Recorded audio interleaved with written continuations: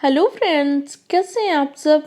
Hopefully आप सब अच्छे होंगे और अपने एग्जाम की प्रिपरेशन बहुत अच्छे तरीके से कर रहे होंगे। मैं प्रियंका आर्या आप सबका आपके अपने YouTube channel let's start study में बहुत बहुत स्वागत करती हूँ।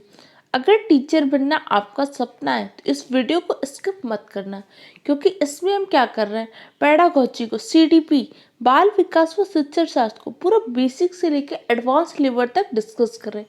हर एक पॉइंट को बहुत अच्छे तरीके से डिस्कस किया जा रहा है। आप किसी भी टीचिंग एग्जाम की प्रिपरेशन कर रहे हो, अगर आपके एग्जाम में सीडीपी से क्वेश्चन आते हैं तो ये वीडियो आपके लिए बहुत ही हेल्पफुल है। चाहे आप सीटेट की प्रिपरेशन कर रहे हो, चाहे आप किसी भी स्टेट के टेट एग्जाम की, केवीएस की, सुपर टेट की, किसी भी एग्जाम की प्रिपरेशन कर रहे हो, क्योंकि हर एग्जाम में सीडीपी से क्वेश्चन पूछे जाते हैं। उसमें वीडियो आपका बहुत ही हेल्पफुल होगा। जैसे आप सबको पता है कि इससे पहले कि आपने प्रीवियस क्लास में आपने पढ़ा था कि मनोविज्ञान क्या होता है, मनोविज्ञान का विकास क्रम क्या रहा, मनोविज्ञान को चेतना का विज्ञान कब बोला गया, वर्तमान में मनोविज्ञान को व्यवहार का विज्ञान क्यों बोलते हैं, विकास क्या होता है, वृद्धि व विकास की अवधारणा क्या है। ये सारी चीज़ें आपने प्रीवियस क्लास में देखी थी। अगर आपने अभी तक प्रीवियस क्लास को नहीं देखा तो हमारे चैनल के प्लेलिस्ट में जाइए, वहाँ से जाके उनको देख लीजिएगा और नोट्स ज़रूर बना लीजिएगा, क्योंकि जो टाइम है इस टाइम को आपको यूटिलाइज करना है, बहुत अच्छे तरीके से मेहनत करनी है। खुद ही को कर बुलंद इतना, खुदा भी पूछे बंदे तेरी हस्ती का राज क्या है। इतनी मेहनत करनी है। आपको मौका मिला है अपनी कलम से किस्मत लिख सके। आपको अफसोस नहीं करना कि कल तब अगर मैंने मेहनत कर ली होती तो आज एक गवर्नमेंट जॉब मेरे को मिल चुकी होती। ऐसी कोई भी अफसोस नहीं करना। आपको सिर्फ क्या करना है, मेहनत करना है और बहुत अच्छे तरीके से। और हमारे चैनल पे सारी क्लासेस आपको फ्री ऑफ कॉस्ट दी जा रही है। सीटेट की भी कंप्लीट प्लेलिस्ट बनी हुई है, यूपी टेट की भी क्लासेस चल रही है, सुपर टेट की भी क्लासेस चल रही है, सारी क्लासेस चल रही है। आपको बस जिस एग्ज़ाम की तैयारी कर रहे हैं उसके सारी क्लासेस देखिए, नोट्स बनाइए और रेगुलर वे पे रिवीजन कीजिए। तो चलिए हम स्टार्ट करते हैं। जैसे इसके पहली क्लास में आपने क्या देखा था, विकास क्या होता है और बाल विकास क्या होता है, वो चीज़ें तो समझ गए थे। आज हम पढ़ते हैं विकास क्या होता है, जिसमें आपको बताया था विकास और वृद्धि में अंतर होता है। विकास कैसा होता है, विकास आपका बहुआयामी होता है, जबकि आपकी वृद्धि कैसी होती है, एक पक्षी होती है। जैसे आपने देखा कि हाइट में वृद्धि हो रही है, मतलब शारीरिक परिवर्तन हो रहा है, तो एक पक्ष में हो रहा है ना, तो क्या हो गया, वृद्धि हो गया। अब आपका शारीरिक परिवर्तन भी हो रहा है, धीरे धीरे आपके कार्यों में कुशलता भी आ रही है, तो क्या हो रहा है, विकास हो रहा है, कि सिर्फ एक पक्ष में नहीं हो रहा है। जैसे एक बच्चा है, आपने कहा अरे वाह इसकी हाइट तो बढ़ गई है, तो सिर्फ आपने क्या देखा, हाइट देखा कि इसकी हाइट बढ़ गई है, तो आपने क्या देखा, वृद्धि हो रही है। लेकिन जब आपने देखा कि इसकी हाइट तो बढ़ ही रही है, इसके साथ साथ इसके कार्यों में कुशलता आ रही है, अच्छे से बोल पा रहा है, उच्चारण शुद्ध हो रहा है, चीज़ों को पकड़ पा रहा है और चीज़ें समझ पा रहा है, तो मतलब काफ़ी सारे पक्षों में क्या हो रहा है, डेवलपमेंट हो रहा है। इसी को क्या बोलते हैं, विकास। तो कॉन्सेप्ट आपको समझ में आया। वृद्धि क्या होती है, एक निश्चित समय तक होती है और वृद्धि एक पक्षी होती है। विकास जीवन पर्यंत चलता है तथा विकास क्या होता है, बहुआयामी, ये बहुत सारे पक्ष में होते हैं। क्लियर हो क्या, ये दोनों पॉइंट को नोट कर लीजिएगा, आपके लिए बहुत ही इम्पोर्टेंट है। कोई भी पॉइंट आपको समझ में नहीं आए तो तुरंत कमेंट बॉक्स में कमेंट कीजिएगा, क्योंकि आपके लिए बहुत ही हेल्पफुल है और इस टॉपिक से क्वेश्चन हर बार टीचिंग एग्जाम में पूछा ही जाता है। आप सीटेट की, यूपी टेट, किसी भी एग्जाम का पेपर देख लीजिए, वृद्धि व विकास टॉपिक से तो क्वेश्चन पूछा ही गया है। क्लियर हो क्या, कुछ भी कंफ्यूजन हो तुरंत कमेंट बॉक्स में कमेंट कीजिएगा। अगर आप चैनल में नए हैं तो चैनल को सब्सक्राइब कर लीजिए, वीडियो को अपने दूसरे फ्रेंड के साथ भी शेयर कीजिए। विकास क्या होता है, तो विकास की परिभाषा अलग अलग मनोवैज्ञानिकों ने अलग अलग दी है। तो सबसे पहले हम पढ़ते हैं स्किनर के अनुसार। स्किनर ने कहा कि विकास एक सतत व धीमी प्रक्रिया है। स्किनर कह रहे कि जो विकास होता है सतत, सतत का तात्पर्य क्या होता है? निरंतर, लगातार। इन्होंने कहा कि विकास एक तो निरंतर होता है, इसके साथ साथ धीमी प्रक्रिया है। स्किनर कह रहे हैं विकास ऐसा नहीं कि एक बच्चे को आज आपने देखा 6 महीने का, कल जाके डायरेक्ट 6 साल का हो जाएगा, ऐसा कभी नहीं होगा।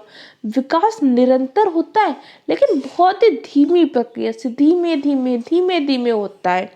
तो किसने बोला था? स्किनर ने। स्किनर ने कहा विकास एक सतत व धीमी प्रक्रिया है। क्लियर हो क्या? इनको याद भी रखिएगा किसने क्या बोला है, कई बार एग्जाम में इस तरह से क्वेश्चन पूछे जाते हैं। अब नेक्स्ट परिभाषा आपने दी थी मुनरो ने। मुनरो ने कहा कि विकास क्या होता है? भ्रूणावस्था से वृद्धावस्था तक के परिवर्तनों की श्रृंखला है। अर्थात इन्होंने भी क्या बोला कि विकास जीवन पर्यंत चलता है। जैसे एक कोशिका से, जैसे शुक्राणु और अंडाणु के मिलने से क्या बनता है? भ्रूण का निर्माण होता है। तो भ्रूण के निर्माण से जो प्रक्रिया प्रारंभ होती है वो तब कब तक चलती है? मृत्यु तक। जब तक व्यक्ति की मृत्यु नहीं हो जाती तब तक विकास की प्रक्रिया चलती है। तो ये किसने बोला था? मुनरो ने। मुनरो ने कहा कि विकास जो होता है आपको भ्रूण से लेकर कब्र तक चलता है। कब से कब? भ्रूणावस्था से कब्र तक चलता है, जब तक व्यक्ति की मृत्यु नहीं होती। अर्थात विकास कैसे प्रक्रिया है? विकास गर्भ से लेकर कब्र तक चलने वाली एक प्रक्रिया है। इस तरह से भी एक बार क्वेश्चन पूछा गया था। विकास कब से कब तक चलता है? तो जैसे ही बच्चा गर्भ में आता है तब से लेकर जब तक उसकी मृत्यु नहीं हो जाती, तब तक विकास होता रहता है। तो विकास गर्भ से लेकर कब्र तक चलने वाली एक प्रक्रिया है। विकास निरंतर चलने वाली प्रक्रिया है। विकास सतत रूप से होता है। सतत का तात्पर्य क्या होता है? निरंतर। और विकास एक धीमी प्रक्रिया। किसने बोला था? स्किनर ने। क्लियर हो क्या? आपको इतने पॉइंट समझ में आए? कोई भी कंफ्यूजन हो तुरंत कमेंट बॉक्स में कमेंट कीजिए। बस आपको मेहनत जरूर करनी है, हर हाल में मेहनत करनी है। अपने माँ बाप का सपना पूरा करके दिखाना है।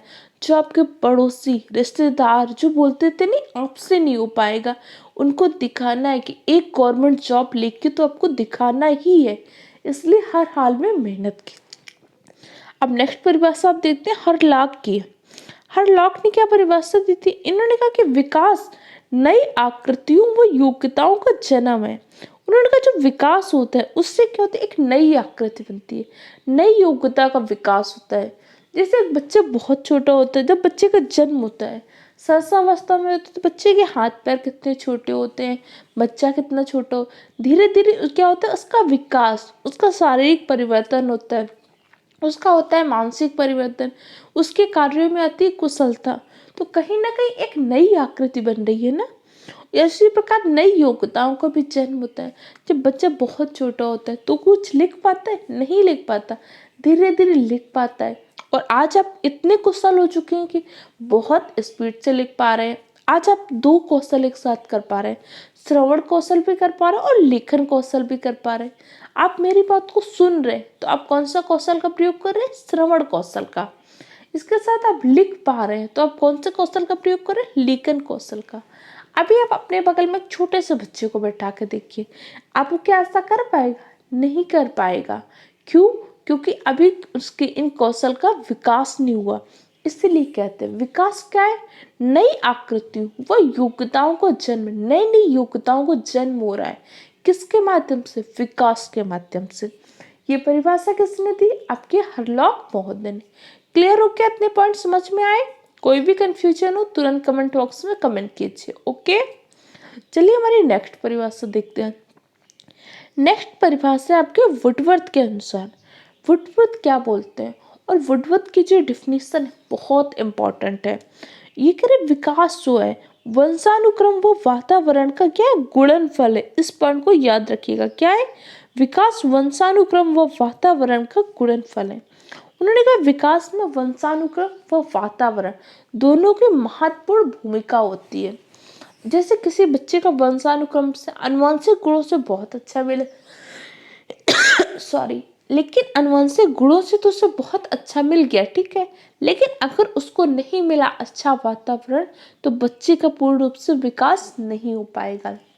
और कई बार क्या होता है, एक बच्चा होता है जो बहुत ही औसत बुद्धि का है, उसका आईक्यू मान लीजिए कम है, उसे आप कितना भी अच्छा वातावरण दो लेकिन उतना अच्छा नहीं सीख पा रहा है। तो इसमें किसकी भूमिका है, वंशानुक्रम की। तो इसलिए कहते हैं विकास में ना ही कह सकते वंशानुक्रम की ज्यादा भूमिका है ना वातावरण की, दोनों की बहुत ही महत्वपूर्ण भूमिका है। किसमें, विकास में। वंशानुक्रम व वातावरण दोनों का गुणनफल ये विकास। इसमें एक रिलेटेड होता है एक विवाद, प्रकृति पोषण विवाद होता है। कौन सा विवाद होता है, इस पॉइंट को याद रखिएगा, प्रकृति पोषण विवाद। कई बार पूछते हैं कि प्रकृति पोषण विवाद कैसे संबंधित है, तो उसमें क्या होता है, दो ऐसे पॉइंट दे देगा जिसमें आपको लगेगा कि यहाँ पे प्रकृति की मतलब आपका वंशानुक्रम की भी बात हो रही है और आपके वातावरण की भी। अगर दोनों के मत का विवाद को दर्शा रहे तो पूछेगा ये कौन सा विवाद है, तो वहां पे आपको आंसर लगाना होता है प्रकृति पोषण विवाद। अगर वो आंसर में होगा वंशानुक्रम वातावरण विवाद, उसको भी नहीं लगाना, क्योंकि इसको इसी नाम से जानते हैं, प्रकृति पोषण विवाद। यहाँ पे आपकी प्रकृति क्या होती, प्रकृति यहाँ पे होती है आपकी वंशानुक्रम। इस पॉइंट को याद रखिएगा। बहुत सारे बच्चों को मैंने ऑफलाइन देखा, वो गलती क्या कर लेते हैं, वो प्रकृति को एज ए नेचर फिर क्या कर देते हैं, वातावरण लगा देते हैं। यहाँ पे वातावरण नहीं लगाना है, प्रकृति का मतलब यहाँ पे क्या हो रहा है, वंशानुक्रम। जैसे कहते हैं ना, इस व्यक्ति की तो प्रकृति ही ऐसी हो, वो तो बदल ही नहीं सकती, मतलब वंशानुक्रम। आप अपने जीन अपने गुणों को बदल सकते हैं, नहीं। आपको अपने माता पिता से, आपके पूर्वजों से जो गुण मिले वही आपके क्या है, आनुवंशिक गुण है, उससे आप बदल नहीं सकते। इसलिए यहाँ पे प्रकृति किसको बोलते हैं, वंशानुक्रम को। और पोषण किसको बोलते हैं, वातावरण को। इस पॉइंट को याद रखिएगा, इस पॉइंट को जरूर लिख लीजिएगा। प्रकृति वंशानुक्रम है, अर्थात प्रकृति को हम बदल नहीं सकते। किसी भी व्यक्ति की प्रकृति को उसका जैसा स्वभाव होगा वो वैसा ही रहेगा, उसमें थोड़ा बहुत परिवर्तन कर सकते हैं लेकिन पूर्ण तरीके से बदल नहीं सकते। और इसके मध्य में जो विवाद होता है उससे हम जानते हैं प्रकृति पोषण विवाद के नाम से। क्लियर हो क्या, चलिए आगे बढ़ते हैं। अब इतना तो समझ में आ गया कि विकास में क्या होता है, आपके वातावरण और वंशानुक्रम दोनों की महत्वपूर्ण भूमिका होती है। अब जैसे आप ये देखिए, ये विकास का एक पक्ष है। जैसे इस तरह से बच्चा है, अगर आप देख रहे हैं सिर्फ इसकी हाइट में वृद्धि, कि पहले इतनी हाइट हुई फिर ऐसे, तो आप क्या देख रहे हैं, वृद्धि देख रहे हैं, क्योंकि आप सिर्फ एक पक्ष को देख रहे हैं। और जब हम एक पक्ष को देखते हैं तो हमारा क्या होता है, वृद्धि।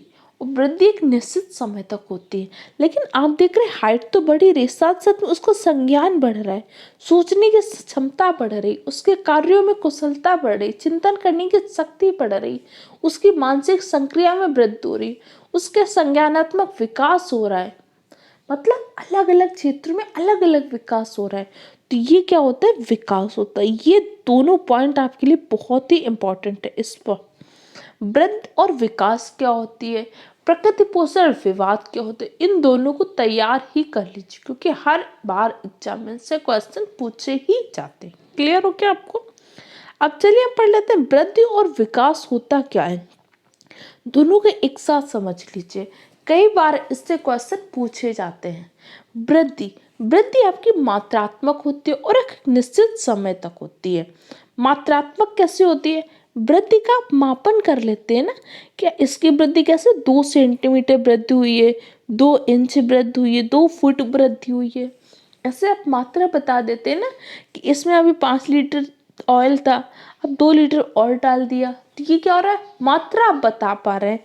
जिस चीज की आप मात्रा का मापन कर सकते हो वो क्या होती है, मात्रात्मक वृद्धि होती है। जबकि आपका विकास कैसा होता है, विकास मात्रात्मक भी होता है और गुणात्मक भी होता है। कैसा होता है, मात्रात्मक भी होते हैं। कुछ जगह पे आपका विकास मात्रात्मक हो सकता है, कई बार ऑप्शन में मात्रात्मक व गुणात्मक दोनों दे देता है, तब आपको विकास को मात्रात्मक व गुणात्मक दोनों लगाना है। अगर मात्रात्मक ऑप्शन नहीं है तो विकास आपका कैसा होता है, गुणात्मक। अर्थात व्यक्ति के क्या हो रहा है, गुणों में, उसकी क्वालिटी में चेंज हो रहा है। आप उसकी क्वालिटी को तो नहीं मापन कर सकते।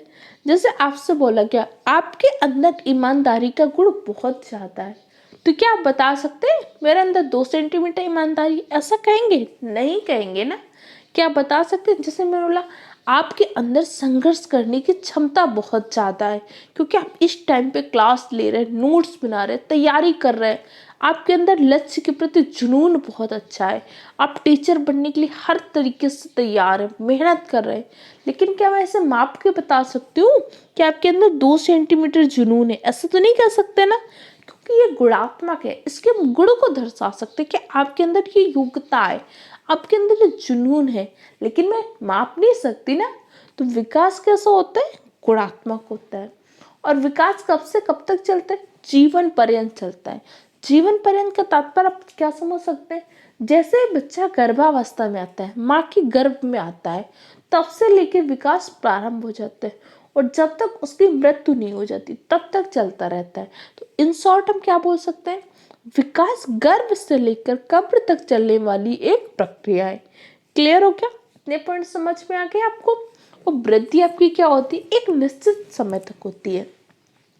जैसे किसी व्यक्ति की हाइट होती है तो क्या होता है? एक निश्चित समय तक हाइट बढ़ती है ना। ऐसा तो है नहीं कि जीवन पर्यंत हाइट उसकी बढ़ती रहती है। 60 साल में और हाइट बढ़ रही, 30 साल में कुछ और हाइट थी, ऐसा होता है? नहीं होता। एक निश्चित समय तक होता है, इसके पश्चात व्यक्ति की हाइट पे परिवर्तन नहीं होता। ये दोनों लाइन आप समझ चुके? कोई भी कंफ्यूजन हो तुरंत पूछेगा। बस आपको क्या करना है? सीडीपी को तैयार करना है, और इतनी अच्छे तरीके से तैयार करना है कि आप पूरा पेपर आसानी से सॉल्व कर पाए। क्योंकि आपको पता है ये सीडीपी के जो क्वेश्चन होते हैं आपके लिए बहुत इंपॉर्टेंट होते हैं, क्योंकि बहुत सारे क्वेश्चन सॉल्व करने पे आपको सीडीपी का कॉन्सेप्ट अच्छे से समझ में आना चाहिए। पेडागोजी के क्वेश्चन के लिए सीडीपी बहुत अच्छे से आनी चाहिए। इसलिए इस क्लास को पूरा तैयार कर लीजिएगा। हर एक पॉइंट को पढ़ाया जा रहा है, कुछ भी नहीं छोड़ा जा रहा है। बस आपको क्या करना है? इसको अच्छे से तैयार करना है। ओके। अब वृद्धि क्या होती है? कुछ निश्चित पक्षों में होती है, जबकि विकास क्या होता है? व्यापक होता है। अर्थात वृद्धि कैसी होती है? एक पक्षी होती है, निश्चित पक्ष होते हैं ना। जबकि विकास क्या होता है? व्यापक, अलग अलग आयामों में। जैसे मैंने अभी आपको बताया था, मानसिक विकास भी हो रहा है, सामाजिक विकास भी हो रहा है, ठीक है ना, संज्ञानात्मक विकास भी हो रहा है, भाषाई विकास हो रहा है। तो अलग अलग पक्षों में जब परिवर्तन हो रहे होते हैं वो क्या होता है? आपका विकास होता है।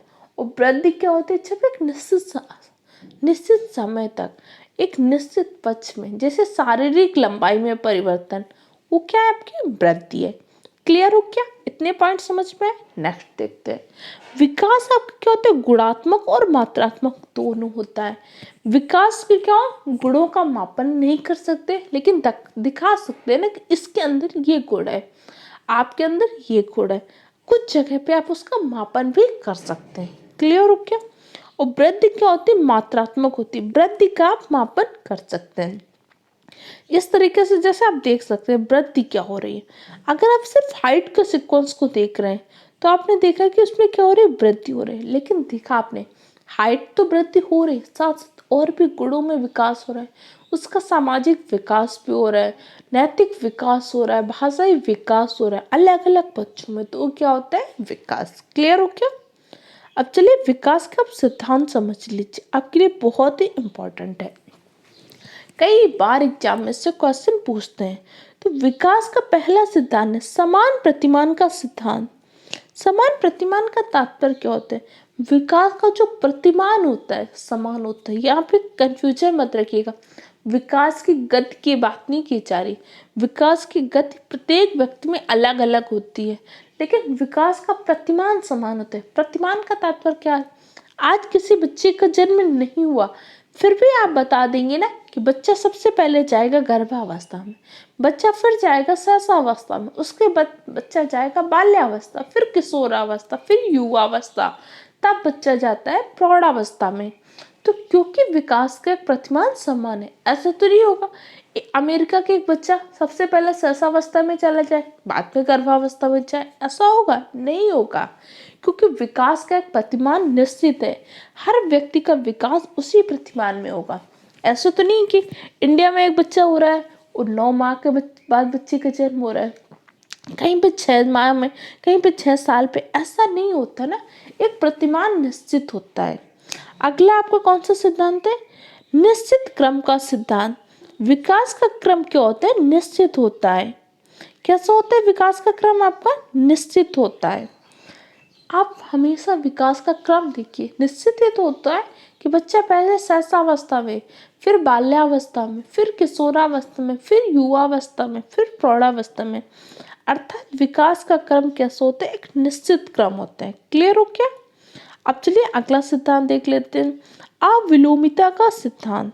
अविलोमिता का सिद्धांत का तात्पर्य क्या होता है?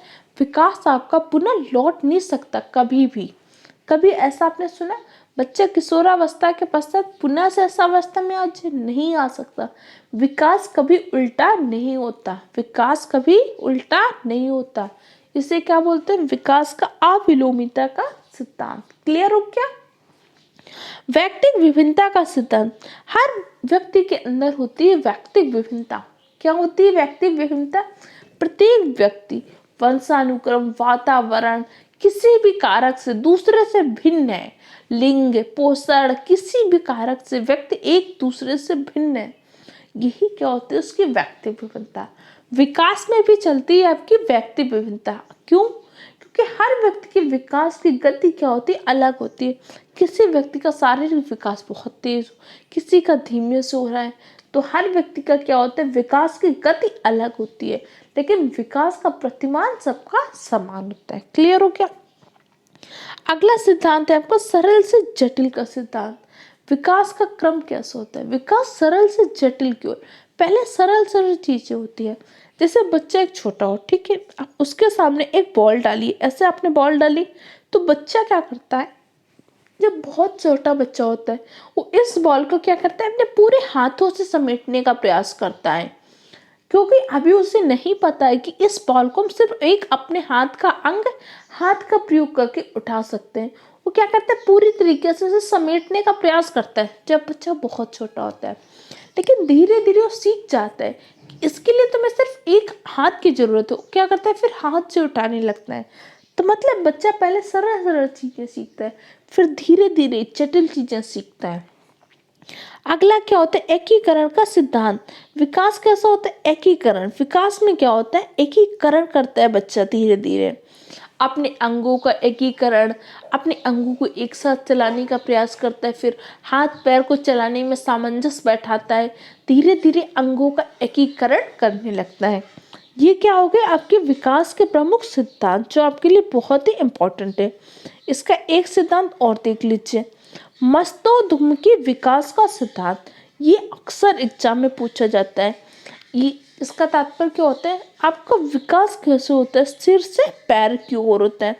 किसी भी बच्चे का पहले क्या होता है? उसका सिर का विकास होता है, उसके पश्चात ही तो उसके पैर का विकास होता है ना। तो विकास कैसे होते हैं? मस्तोधुम्की विकास का सिद्धांत। इसको याद रखिएगा, आपके लिए बहुत ही इम्पोर्टेंट है। अब चलिए आगे आप विकास के आयाम या पक्ष देख लीजिए, कौन कौन से होते हैं। फिर इसको हम क्या करेंगे? डिटेल से पढ़ेंगे आगे चल के कि विकास के कौन कौन से आयाम होते हैं। जैसे सबसे पहला आयाम क्या होता है? विकास के आयाम में शारीरिक पक्ष। विकास में शारीरिक पक्ष भी क्या होता है? उसकी शारीरिक लंबाई में कितनी परिवर्तन हो रहा है, उसके मस्तिष्क का वजन कितना होता है, शरीर का वजन कितना होता है, शरीर में कुल कितनी हड्डियां होती, शरीर से संबंधित जो परिवर्तन होते हैं वो आपका शारीरिक पक्ष है। अगला क्या होता है? संज्ञानात्मक पक्ष। संज्ञानात्मक पक्ष का तात्पर्य क्या? आपके मस्तिष्क से संबंधित जो भी संरचना, मस्तिष्क से संबंधित जो भी परिवर्तन, बच्चे में सोचने की क्षमता, तर्क करने की क्षमता, चिंतन की क्षमता, सृजनात्मकता का गुण, संज्ञान, संवेग, ये सब भी चीजें। संवेग नहीं होता आपका, संवेग क्या होता है? थोड़ा सा रिलेट होता है, बाकी संवेग आपका क्या होता है? भावात्मक विकास में आता है, इमोशनल डेवलपमेंट में। लेकिन ये सारे पक्ष क्या? आपके संज्ञानात्मक पक्ष, मस्तिष्क से जुड़े हुए जितने भी पक्ष होते हैं वो आपके कैसे होते हैं? संज्ञानात्मक पक्ष होते हैं। भावात्मक पक्ष क्या होता है? व्यक्ति का इमोशनली कैसे, उसके संवेगों का निर्धारण कैसे कर पाता है, संवेगों का नियंत्रण कैसे कर पाता है, ये आपका भावात्मक पक्ष होता है। नैतिक पक्ष, बच्चों को नैतिक विकास कैसे करते हैं, कौन कौन से नैतिक चीजें सिखाते हैं, बच्चा पहले कौन सा गुण सीखता है, ये सारी चीजें नैतिक पक्ष में। हम एक एक पक्ष को आगे बहुत ही डिटेल से पढ़ेंगे। अभी मैं आपको सिर्फ एक ब्रीफ इंट्रोडक्शन दे रही हूँ। इसके अंतर्गत हम क्या पढ़ेंगे? भाषाई विकास, बच्चे का भाषा का विकास कैसे होता है। जैसे इस पे मैंने एक वीडियो बनाया भी है, अगर आपने अभी तक उस वीडियो को नहीं देखा तो चैनल के प्लेलिस्ट में जाकर देख लीजिएगा कि बच्चे का विकास कैसे होता है, भाषाई विकास कैसे होता है, इसमें भाषा कौशल की क्या भूमिका होती है, बाल साहित्य होती है, उन सब की क्या भूमिका होती है। सामाजिक बच्चे समाज से क्या सीखते हैं, समाज से कैसे संबंध स्थापित करते हैं, ये सारी चीज़ें पढ़ेंगे। तो विकास के आयाम को हम नेक्स्ट टॉपिक में डिस्कस करेंगे। फिर हम एक एक अवस्था को डिस्कस करेंगे। शैशवावस्था क्या होती, बाल्यावस्था क्या होती, किशोरावस्था क्या होती, शैशवावस्था में शारीरिक विकास कैसे होता है, शैशवावस्था में मानसिक विकास कैसे होता है, शैशवावस्था में भाषाई विकास क्या होता है, ये सारे टॉपिक को डिस्कस करेंगे। इस तरीके से अभी तक आपने अगर चैनल को सब्सक्राइब नहीं किया तो चैनल को सब्सक्राइब कर लीजिए, वीडियो को लाइक कीजिए और वीडियो को अपने सारे फ्रेंड के साथ शेयर कीजिए। क्योंकि इससे क्या होता है, आप जब वीडियो को शेयर करते हो और अपना वैल्यूएबल फीडबैक देते हैं तो उससे हमें मोटिवेशन मिलता है। मोटिवेशन मिलके मेहनत कर पाती हूँ आप सबके लिए। आप सबको पता होगा कि जो PDF बनाना होता है, इतनी फ़ोटो एडिटिंग होती है, बहुत ज़्यादा टाइम लगता है आपके लिए। नोट्स तैयार करना, फ़ोटो एडिटिंग करना, टेलीग्राम में आप सबके लिए क्वेश्चन आंसर देना, नोट्स देना, ये सारी चीज़ें बहुत मेहनत लगती है। हमें भी आपके से मोटिवेशन की ज़रूरत होती है। आप सबको पता है किसी भी काम को करने के लिए मोटिवेशन की बहुत ज़रूरत होती है। जब आप चैनल को सब्सक्राइब करते हैं, वीडियो को लाइक करते हैं, फीडबैक देते हैं, ये हमारे लिए मोटिवेशन का काम करते हैं। तो बस आपको क्या करनी है, मेहनत करनी है। चैनल को सब्सक्राइब कीजिए, वीडियो को लाइक कीजिए, अपने दूसरे फ्रेंड के साथ शेयर कीजिए। हर हाल में आपको अपना सपना पूरा करना है, अपने माँ बाप का सपना पूरा करके दिखाना है। ओके फ्रेंड्स, तो चलिए मिलते हैं नेक्स्ट क्लास में। Thank you for the watching my video.